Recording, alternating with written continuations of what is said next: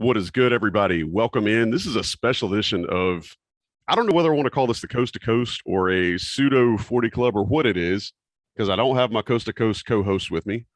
I don't have Tommy with me to do 40 Club, but I brought in a guy that I'm lucky enough to call a friend that is as instrumental to success of North Carolina basketball as anybody in the modern era. Maybe I'll call it the Wad Pod. Jawad, how you feeling, man? I'm good, man. Just staying busy. That's about it right now. Yeah, well, Jawad Williams, 4-year Letterman, national champion in North Carolina, and just retired from playing po ball for 17 years. Dude, we've talked about this before. I don't think people can appreciate doing anything for 17 years is pretty badass. But to be able to do something for 17 years that puts that kind of toll on your body, and really you only missed parts of one season with injury. Is it just you taking care of your body that much? Is it just that you were gifted with just good health? How did you play 17 years, man? That's a long career for anybody. It's a little bit of everything, man. It's a blessing, first of all. It's a huge blessing. A lot of guys are forced into retirement. I was able to just walk away on my own terms. God blessed me with great health. I had one major injury, like you mentioned, that was in 2019 where I tore my Achilles. But even from that, I was back on the court in 7 months. I played my first game 7 months later after tearing my Achilles. But other than that, I've been fine, still healthy. I also take care of my body. I make sure that I eat the right things, I get enough rest. And, if you take care of your body, it'll take care of you. Yeah, well, I know you've heard this before. You look exactly the same as you did when you walked off the floor in St. Louis in 2005. And I'm sure there's like a black don't crack joke in there somewhere, but man, you literally you still look the same youthful Jawad. And I'd imagine some folks that are watching this will probably say the same thing. So anyway, tonight, I hope I look that way 10 years from now. That's what I need. Look, 10 man, years from now that we talking. Yeah, you're cheating. You're cheating a lot of things. So it's kudos to you. Remarkable that it probably is a reflection of you taking care of yourself. 17 years, again, long career.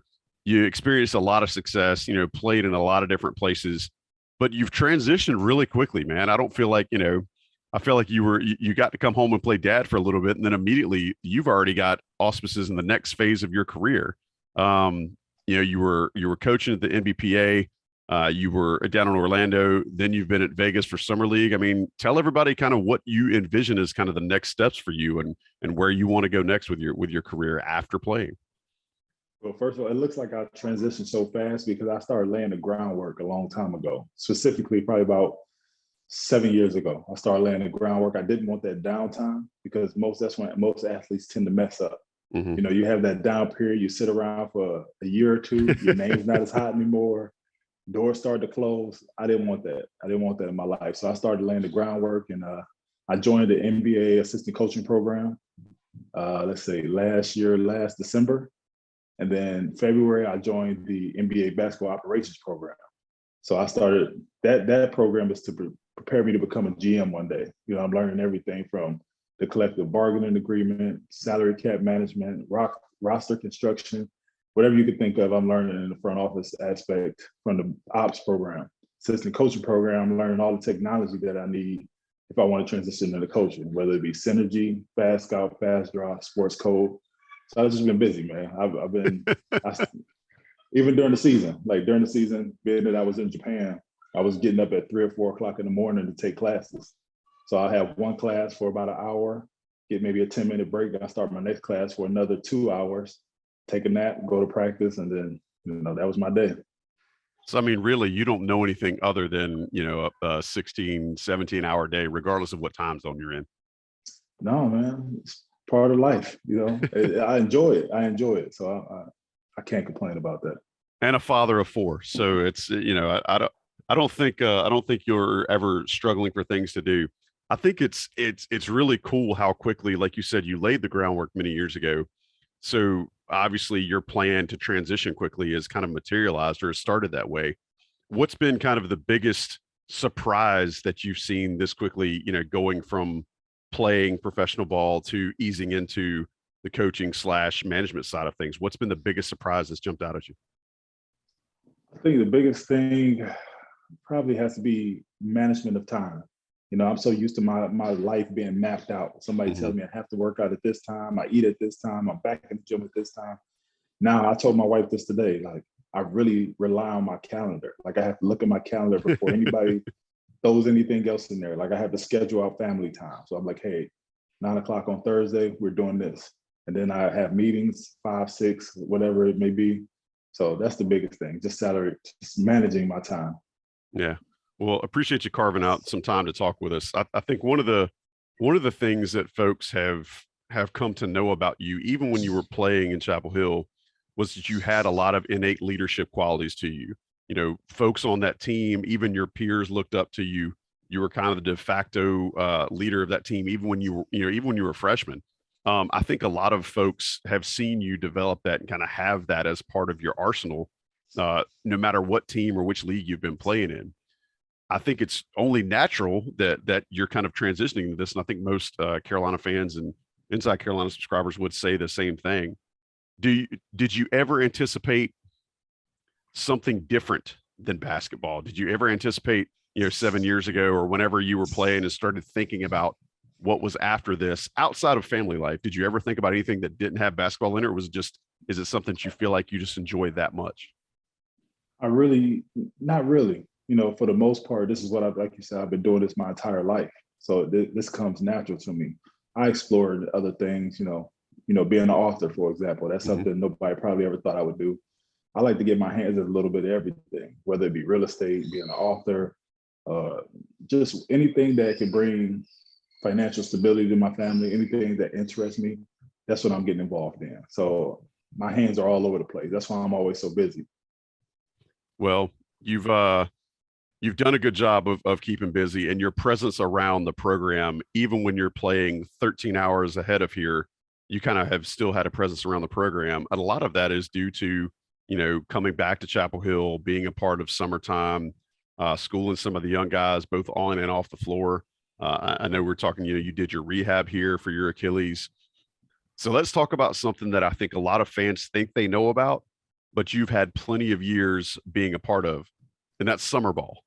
It's legendary. It's part of the Carolina family. It's part of the fabric that links all of these classes and all of these players together, that regardless of if you ever shared a floor together or rode a bus together or flew together, the fact that you wore that jersey, you come back in the summer and you play. Tell our listeners, what is that like, and kind of what is your perspective on that as a guy that's been graduated for 17 years now, and what is your perspective in how you play your role in that summertime development and those games and camps and all that stuff? I think it's very important to the development of the guys on and off the court.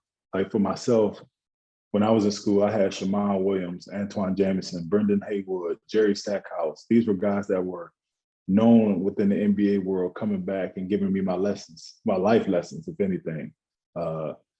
So for me, it was only right that I return the favor. That's why I made sure when I left school, I wanted to stay in the area. I didn't want to go too far. I wanted to be able to help these guys. So a lot of these young guys that come in, I'm probably the first person they meet who's graduated from Carolina, because I'm always there every day. So I see some of these guys even on their visit. I'm talking to them, I'm talking to their parents.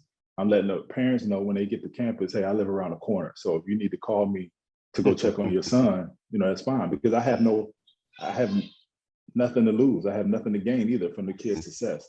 Only thing I get to do is say, hey, I know that guy. I met him when he was 17 years old, fresh on campus. So I take pride in being the person that they need to lean on, who doesn't get anything for their success.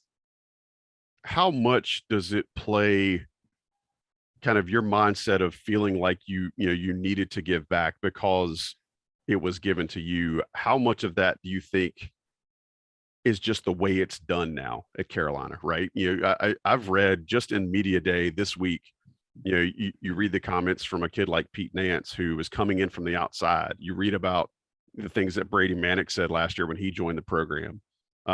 Especially in this era of the transfer portal, guys are coming in from the outside and they can see what the Carolina family has talked about, and they can see kind of this concept and they hear about it. But when they get here, it's almost like they're consumed by it. How much do you feel like it's just part of your job as a vet, but also that it's now going to survive on its own, right? I don't know if I'm asking the question well, but I'm trying to kind of parse out, you've done your duty in that it was given to you, you've given back. Is this something that you feel like the next generation of guys will continue to uphold that tradition? I guess is kind of where I'm going. They don't have a choice. A lot of these younger, no, seriously, like a lot of these younger guys, we've talked to them and I've been on them because now I'm phasing out of it. I can't get on the court. I can, but I'm not going to get on the court like I used to and give guys those lessons. For example, like Theo, I gave Theo every lesson he can handle on and off the court. And now it's up to him. He has to come back. And I tell Theo that, and multiple other guys say, hey, I'm the last one, really. So now everybody, you guys have to come back. You have to pour into these kids like we poured into you. And I think it's going to transition really well into this next group of guys. Marcus Page is around, Joel James, James Michael McAdoo. So these guys, they understand because they seen me from day one. Now, these new guys that are coming in, they need to see them every day. It's really cool to hear kind of how the transition of who the new camp counselors are, right? Like when things transition from your generation and the guys that schooled you to the guys that you schooled, and now the guys that those guys are schooling. Like again, they mentioned this week in media days, all the guys that you just listed, Joel James, James Michael McAdoo, they mentioned Marcus, they mentioned Luke, they mentioned Theo. And it's really cool to kind of see the I guess the through line of all of those guys who have been schooled class by class. It's something like passing another torch. It's the passing of the torch. That's a great way to phrase it. I feel like Shaman passed that torch to me at one point because there was a drop off for a little while. Yep. And I felt like I wanted to be the guy who picked it back up and got everything going. So that's why I'm around every day. Like there's literally, if I'm in town, I'm usually at the gym, whether it be early in the morning or late at night. And then those guys want me to be there to help them with something during the day. They got my number. All they got to do is call me and I'll be right there because I'm 10 minutes away. I think that speaks to you as a human, but also speaks to kind of why you've been such a natural leader and why this, post-playing career leadership thing seems to just be a natural segue. I want to ask you something that I think, again, a lot of our subscribers and listeners and viewers of this pod, they think they understand what summer scrimmage is like. I want you to tell me what it's really like, because I feel like the old heads, the alumni guys, are just trying to give it to the young guys as best they can. I mean, you mentioned teaching Theo lessons on and off the court earlier. I get the feeling that the alums are just absolutely trying to school and body and just whatever you can to the young guys so that it will make them the best versions of themselves.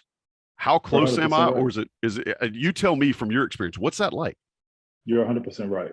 From now that I'm one of the vets, every time we step on the court with the young guys, the goal is to kill them, completely kill them, take away any pride they may have, just destroy them. That's the goal. Because when they step up, if they can challenge us in any type of form or fashion, if they can hold their own against us, when they play against college kids, it should be easy. And that's what happened to me when I came in. Like, I remember walking in and Brendan Haywoods, Jerry Stackhouse, Antoine Jameson, these guys are on the same team. And they just destroyed us. When nothing, I'm coming as an All-American thinking, oh yeah, I'm that guy.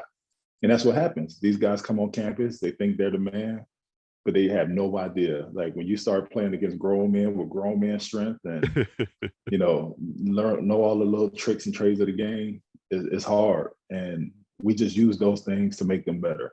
That's all it's about, making each other better. I use those guys to keep me sharp. For 17 years, those guys kept me sharp. They allowed me to go back into my season, knowing how these young guys play, being able to, stay light on my feet, just knowing how the game is going to be played with these young guys. And that's what kept me going. So we rely on each other.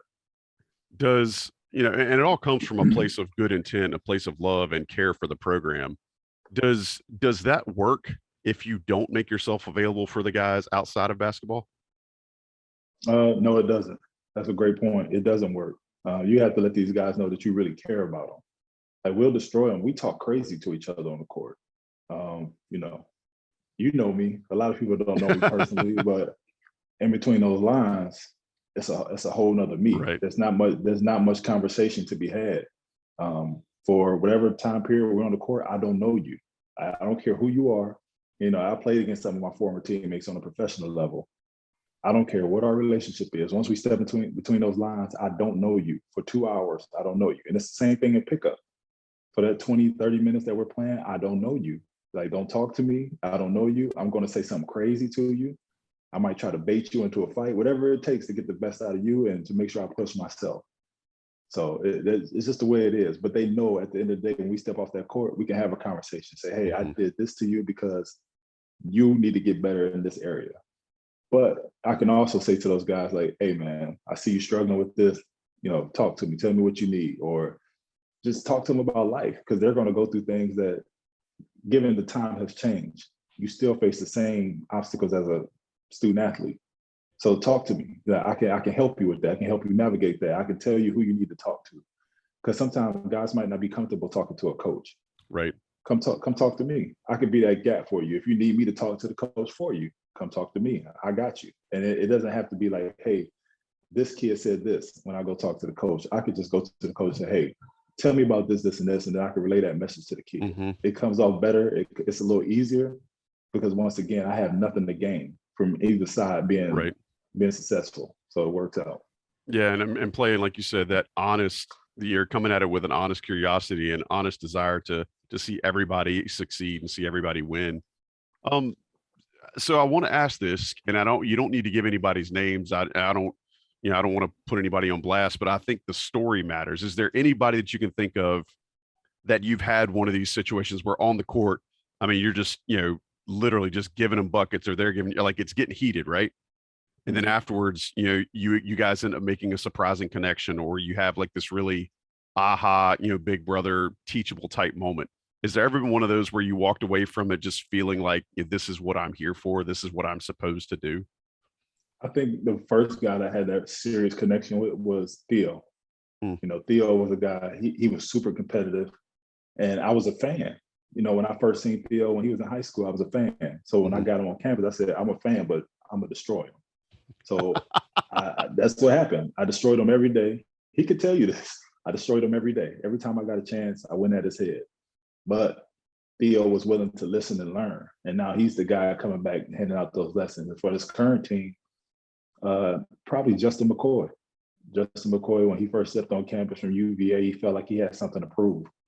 And he did, but he had never ran into me on the court. Playing against college kids is one thing. When he played against me, I showed him what it takes to be a pro and how to get to this level. And I was able to, after the game, sit him down and talk to him like, hey, this is what you need to do. This is what you need to work on. And it's been a great relationship since then. Same thing with Leaky. I know Leaky, when he came on his visit, I remember playing against him, and I've been a fan ever since. I hold Leaky to a very high standard because I know how good he can be. I've talked to you about this. I have conversations with you quite often. I have very high standards for Leaky. Leaky is an NBA player to me. He has the body, he has the frame. He just has to get it together between his ears. And once he does that, it's over. Last half of the season, he showed the player he's capable of being. Hold that thought. I want to get back to some of the current guys in a second. All right, last thing I'll ask you about summer pickup. What is something that people who come to the Smith Center and see these games will see that they won't see in a regular game? Is it just the elevated level? I mean, you've talked about the elevated level competitiveness, but is it the elevated level of trash talking? Is it the fact that, guys are trying to absolutely baptize somebody and they would never try it in the course of a regular game? What's something that if I'm sitting in the Smith Center and there's pickup going on down the floor, what's something I'm going to see there that I would absolutely not see in the course of a team organized sanction game? It's the elevated level of trash talking for sure. for sure. Like, some guys never say a word, and then all of a sudden we get the pickup games and things get heated, and now both sides are going at it, chirping back and forth. But that's one of the main things that stands out. All right, don't if you don't feel comfortable diming them out, fine. But who's the most savage person that the average fan would have no idea was as much of a talker as they are? Ooh. From the current team, or just overall? Anybody, just anybody who's come through the program that, like I said, our listeners and our subscribers would know who they are. But then you talk about them, in the Smith Center, and all of a sudden we're finding out that they they just don't stop talking. Theo's obvious, of Right. course. He Right. talks a lot. Uh, Tyler Hansborough. Really? Tyler, when you get if you get Tyler going, Tyler will say some crazy stuff to you. Let me think. Who else, man? Shaman came back and played. Was it earlier this summer or last summer? Shaman, old as he is, he get out there. He still talk crazy to these young boys too. Really? See, So that's yeah, and Shaman's closer to my age, I think. and He might have been the he year can ahead of still me. play. The old man game. He'll back him down from half court, talk crazy to him. But And that's like they you said, still that's the struggle old with him. man game, right? It's that different, it's the grown man strength that you don't see when you're 17, 18, 19 and haven't just been beat on for however many years. The old man strength and skill kicks in. That's all it is. All right. Well, okay. One more question. We'll hit a break. What year do you feel like you officially have old man strength? Or as I've heard people say before, old man scrumph, depending on which part of the South you're from. Yeah, I got you. Probably around somewhere between 32 to 34, So somewhere around there. so when your game's officially changed and you're like all pull up jump shots and backing guys down and creating space and pulling out the chair from under them, all that stuff. Yep, that's exactly what it is. You start relying on that skill. You're not dunking. They're like, dunk that. Nah, I'll take this 2-point layup. Keep it moving. That's when the old man strength kicks in. I love it. All right, we'll take a quick break. Jawad, what size shirt do you wear? I'm a 2XL. Okay. See, I'd imagine you're probably like a +4 or a long anyway in the jersey. And the reason I ask is because I'm fairly certain whatever size you wear, Johnny T-shirt carries it. Johnny T-shirt sponsors this podcast and all of Inside Carolina's content right there on East Franklin Street in Chapel Hill. They've been around since I was in school. They were obviously around selling championship shirts after 2005 when Jawad was in school. If you are listening or watching this podcast, you're well aware of Johnny T-shirt. And so therefore you need to log on their website right now and get yourself something. They've got all kinds of new stuff coming in for fall right now. They'll start getting football stuff. If they haven't got it on the shelves, they're getting it very soon. Nike's always weird about when they deliver that, but Johnny T-shirt has it for you. If you need it, they have it. And like I've said 1,000 times, if they don't have it, you don't need it. JohnnyT-shirt.com, Inside Carolina premium subscribers get their extra 10% off if they use the code found on the premium message boards. Take a quick break. Let the national guys run some ads. We'll be right back with Jawad Williams talking about summertime, summer pickup, and maybe we even talk about next year's team a little bit right after this break. Stick around here on the special edition podcast for InsideCarolina.com. All right, we're back. Joey Powell here, hosting a special edition InsideCarolina.com podcast. I'm calling it the Wad Pod. You know him, Jawad Williams, the absolute king of Cleveland. He has basically been the leader of Japan for 5 years, 6 years you played over there. It's been a long 6 years time total. Last 5 years. I'm now mad that you left because I can't go over there now. But Jawad has just retired. He's spending some time talking with us. It's always fascinating whenever I'm able to bend Jawad's ear because it's just you've always been really honest and frank about things. There's no sugarcoating things with you. You're always really even keel. So I know that if I ask you a question, I'm going to get the good dirt.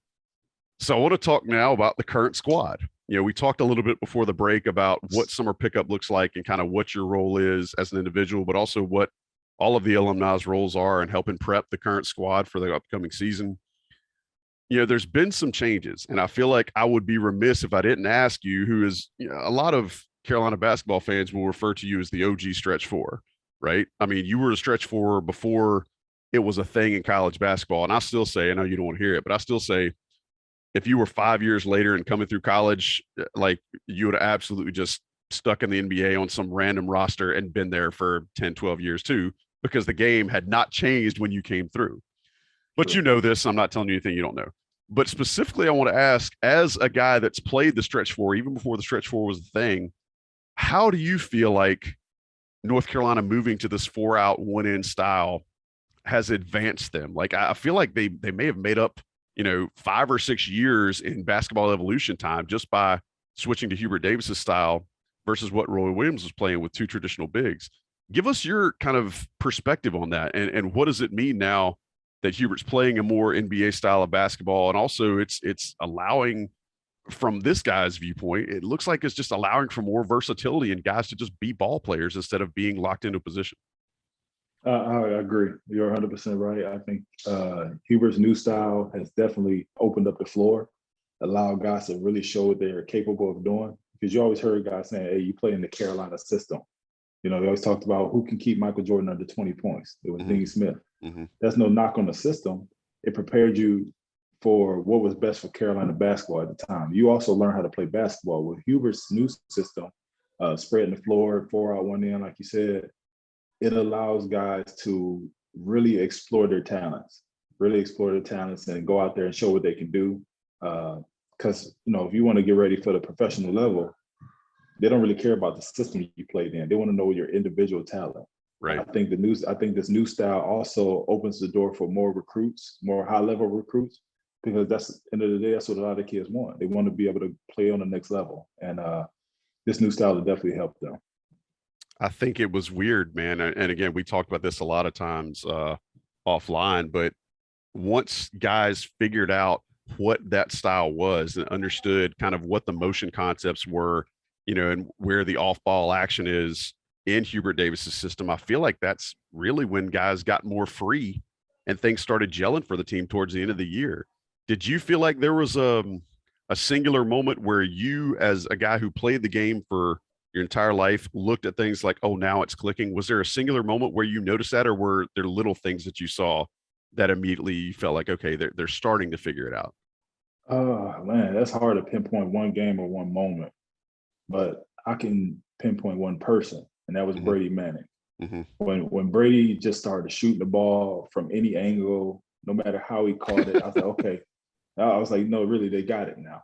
Like they got it. Like whether he makes or misses it doesn't really mean anything. But now at least he's a threat. Yeah. And then when Leaky picked it up, I think they went to a whole nother level. Because now it's like, Leaky, you don't have to think. Just let it go. Yeah. Let it go. Now, at least you're a threat. This is two things gonna happen. It's a 50% chance you make it, 50% chance you miss it. There's nothing to lose. I think when he figured it out, Brady figured it out a long time ago. But when Leaky figured it out, I think it opened up the floor, opened up the game for Carolina, and allowed them to do what they were able to do. Well, and like you said, even if you miss, the other team's got to respect it. They've got to guard it, and that opens things up for everybody else. And if you miss, you had Armando Bacot down there cleaning up the glass, and then and Brady was even down there on the glass. You know, so I'll take my chance with that. All right, you played alongside a guy that there were a lot of comparisons for Armando of last year, Sean May. How much of Sean May's game, especially his junior season, did you see in Armando's run to the tournament last year? Number wise, I've seen a lot. Just numbers. It's hard to compare those two because Sean was just so dominant. I don't think people really understand how good Sean May was. But number wise, he was there. You know, those big points and rebounds games. Armando, he showed what we all knew he was capable of. And I think next year he's going to show even more, which is scary. Because I've seen him in the gym working. I know the work he's been putting in this summer, and it's going to be really fun to watch him play next year. So we've talked about you becoming a coach. How fun is it watching, you know, your guys, Sean May and Jackie Manuel, become coaches? What can you see on the floor that you recognize as a former teammate of those guys? Like, have you had those moments where you see somebody do something like, oh, they picked that up from Jack, or oh, that's a Sean move? Like, have you seen a couple of those? I see a lot of Jackie and Leaky. I really do, because defensively, I think Jackie is the greatest defender probably in the ACC history. That's just my opinion, because I watched this guy chase a dude named JJ Redick and shut him down for a half. Like, I don't think many people were given that task. I've seen Jackie guard some of the best. And I could tell that he's in Leaky's ear about little techniques and everything. Like, I even still learn from Jackie. Like, how to chase a guy off a screen and everything. I learned that from Jackie. It wasn't a coach or anything. It was Jackie, watching Jackie play. And he's giving those lessons to these guys. So the only big change that this North Carolina team is going to see from the team that came really close to winning a title last year, surprisingly, New Orleans, was bringing in a guy like Pete Nance. And again, I'm leaning on you as as one of the first stretch fours to play at Carolina.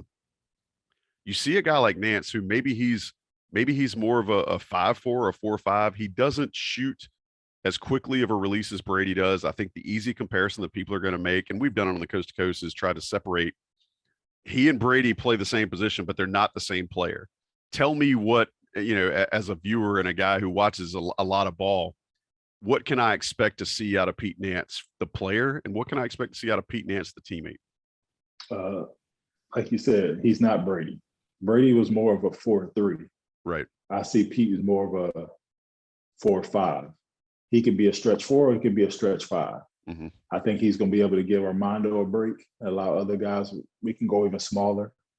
He's going to be able to get Armando a break, still be able to stretch the floor.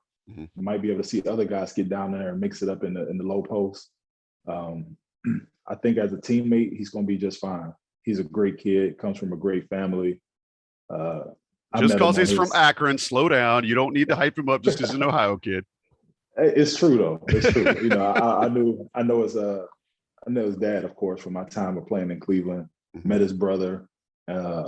Before I even knew Pete exists, I knew those guys, and I know what type of people they are. And then when I finally got to meet him, he aligns with his father and his brother. So I think he's going to be a great teammate. He's a great addition, and he's really going to help them go. Did you just taking a little side turn? Did you and his brother were y'all ever in Cleveland at the same time? No, we were not. He was after me. Okay, I didn't know if there was any overlap there or not. One of the things that a lot of the guys on the current team have said about Nance is he's got a really high basketball IQ. What does that mean to you? It means a lot because in my mind, the stretch 4 isn't so much just about shooting; it's about IQ of the game. Mm-hmm. The stretch 4 is an extension of he's a point guard on the front line, in my opinion. I played with Raymond Felton, one of the best point guards to play at Carolina. But I was also able to dictate the plays to Ray because I see something different. So Ray can control the guards, I can control the bigs. Me and Ray, hey Ray, run dribble. Ray, run this, and we were able to have that communication. So being a stretch 4, having a high IQ is something that's going to take this team to another level. I don't want to make this all about Pete, but I think kind of a byproduct that's going to happen here is that with a guy like Nance coming in, who's got a 4-year, 4 years of playing, high major basketball, comes from a great pedigree, as you mentioned, is now you don't have to put so much pressure on kids like Dontrez Styles and Puff Johnson to develop so quickly.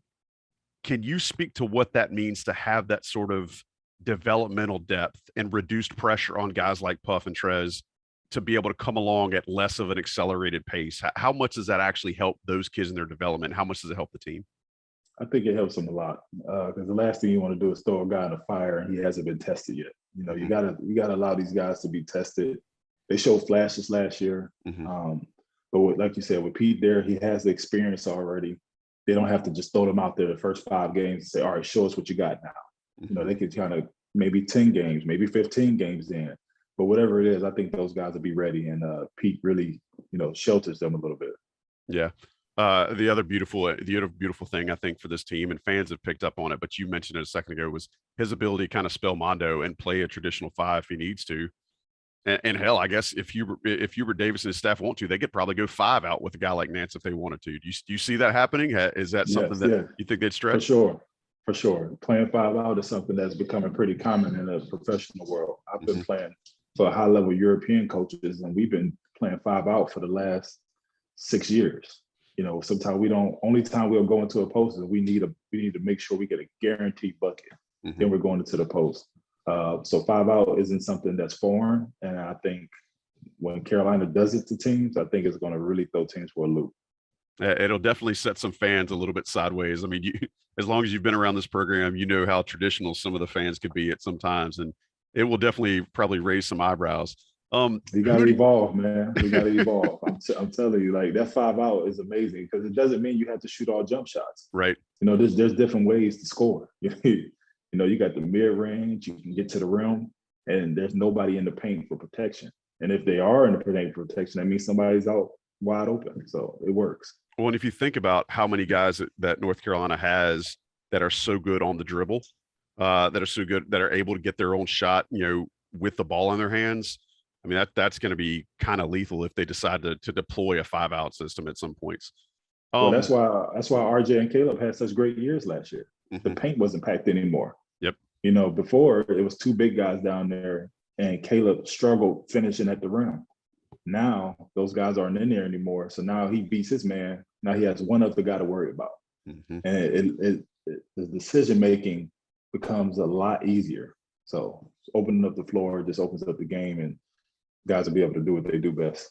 Oh, and by the way, North Carolina is still a very high efficiency rebounding team. So even if those guys get to the rack on their own, it's not like there's not going to be somebody trailing them to clean up the mess if they miss it. I want to ask you, and this is kind of a question I think a lot of folks have this curiosity every year, but you have the unique perspective because you're there during the summer and you've seen a lot of different players come through, the Smith Center tunnel. Who's taken the biggest jump from last summer to today? Puff. How For so? sure, Puff. He's just gotten tougher to me. He's starting to remind me of his brother a lot. Is it because he's healthy? Yeah, I believe so. He's healthy. He's playing tough. He had to guard me, and it just wasn't the same little kid that I knew from before. You know what I mean? It's like I actually had to put effort into scoring on Puff now. You know what I mean? I think he showed flashes last year, and I think he's going to make a huge jump. I'm also still a huge Dontrez Styles fan. Huge fan of his. Dontrez is very hard to guard when he gets it going. Like, especially if he starts attacking the rim and then he knocks down a couple of shots, it's going to be a long night. So those two guys have definitely shown strides, and hopefully they continue to get better at this pace. I think that's going to be music to our listeners' ears. Who do you think will surprise North Carolina fans the most this coming season? Whew, that's tough. You knew I wasn't going to throw you softballs all night. Yeah, I'm trying to think. Most surprising. I'm gonna have to go Puff. Yeah, Puff, just Puff from an offensive standpoint, or just nose for the ball, or just expanding his game. Both sides of the floor. Both sides of the floor. I think he's going to be a guy you can put in multiple positions, especially maybe a backup to like Leaky, and not have much of a drop off defensively, but also be able to add some scoring, offensive rebounding, and he's healthy and he's looking more athletic. So Puff would be that guy. I think he was sneaky good in the tournament last year on some closeouts for rebounds. I mean, I think about the game against Duke in the Final Four, where it was, within the last minute. And if he doesn't, I think it was either he or Manic, if he doesn't clear out Paulo Banchero, Duke gets that rebound and the game changes. On the free throw line. I remember that play. Yeah. I was scared. I mean, Paulo was 6'10", 250. Puff was out there he was looking real frail out there. I wasn't sure he was going to be able to keep him off the glass, but he backed Paulo basically into the first row of the cameras. So, I mean, that's textbook, right? That's textbook, right? Yeah. All right, getting close to the end here. I appreciate your time, man. I know you gotta go back to daddy duty. What's the best play you saw this summer? Ooh, that's tough. Best play.